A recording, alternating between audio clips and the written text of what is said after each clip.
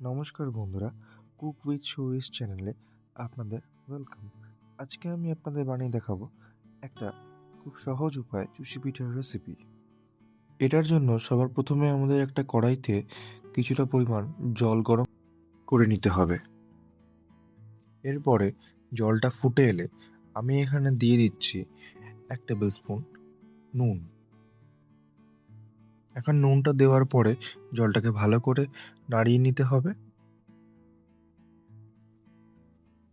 নুনটা মিশে যাওয়ার পরে আমি এখানে দিয়ে দেব 500 গ্রাম মতো চালের গুঁড়ো।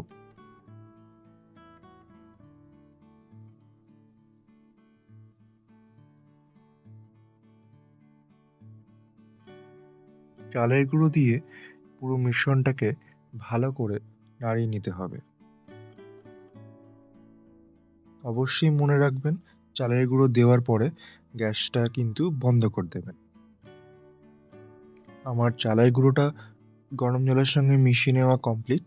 এবারে এটাকে আমি মাখার জন্য একটা বড় পাত্রে ট্রান্সফার করে নিচ্ছি।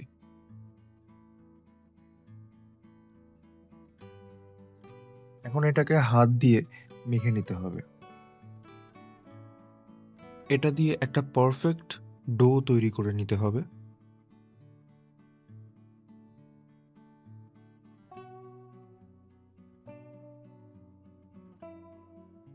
আমার ডোটা মাখা প্রায় কমপ্লিট হয়ে গেছে।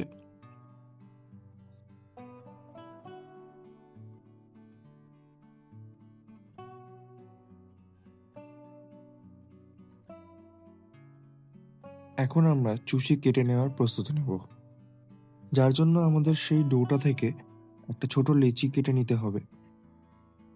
নেওয়ার পরে এটাকে ভালো করে আরেকবার উল্টে পাল্টে মেখে নিতে হবে। তারপর একটু চালের গুঁড়ো আমরা এখানে ছড়িয়ে দিচ্ছি। তারপরে দুটো হাতে একটু চালের গুঁড়ো মাখিয়ে নিয়ে ওই লেচিটা থেকে অল্প অল্প টুকরো ছিঁড়ে নিয়ে দুটো হাতের মাধ্যমে ঘষে নিলেই আমাদের কিন্তু চুষিটা রেডি হয়ে যাবে। এটাই কিন্তু চুষি বানানোর সব থেকে ইজি এবং শর্ট প্রসেস। আপনারা অবশ্যই একবার ট্রাই করতে পারেন। এখন আমার চুষি কাটা সব রেডি। এখন ওই একই কড়াইতে আমি কিছুটা দুধ নিয়ে নেব। আমি এখানে মোটামুটি 1.5 লিটার মতো দুধ ব্যবহার করেছি।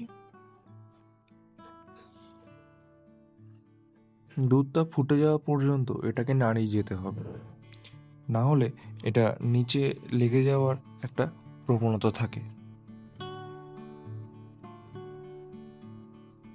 দেখুন, ফোটানোর পর কিন্তু দুধটা অনেকটাই কমে এসেছে। এখনও এটাকে ভালো করে নাড়িয়ে যেতে হবে। এই পর্যায়ে দুধটা আমাদের ফুটে গেছে। এবারে আমরা এখানে অ্যাড করে দেব মোটামুটি 400 গ্রাম মতো পাটালি গুড়।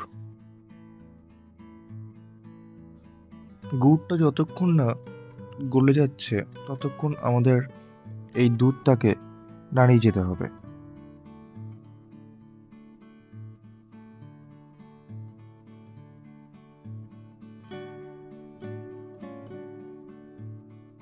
আমাদের গুড় পুরোপুরি দুধের সঙ্গে গোলা হয়ে গেছে।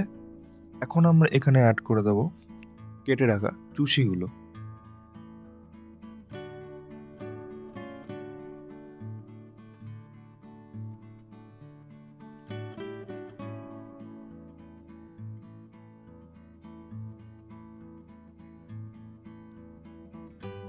চুষিগুলো দিয়ে মিডিয়াম ফ্লেমে বেশ অনেকক্ষণ রান্না করে যেতে হবে।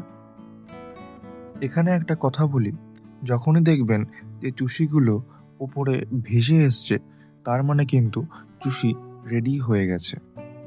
এই পর্যায়ে আপনারা নামিয়ে ফেলতেও পারেন, অথবা আরেকটু গাঢ় করার জন্য দুধটাকে ফোটাতেও পারেন।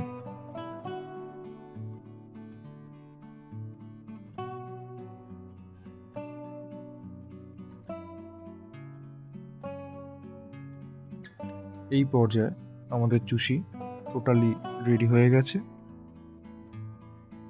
এখন আমরা এটাকে একটা বোলে সার্ভ করে নিচ্ছি। আপনারা অবশ্যই এই রেসিপিটা একবার বাড়িতে ট্রাই করবেন এবং কমেন্টের মাধ্যমে আমাকে অবশ্যই জানাবেন।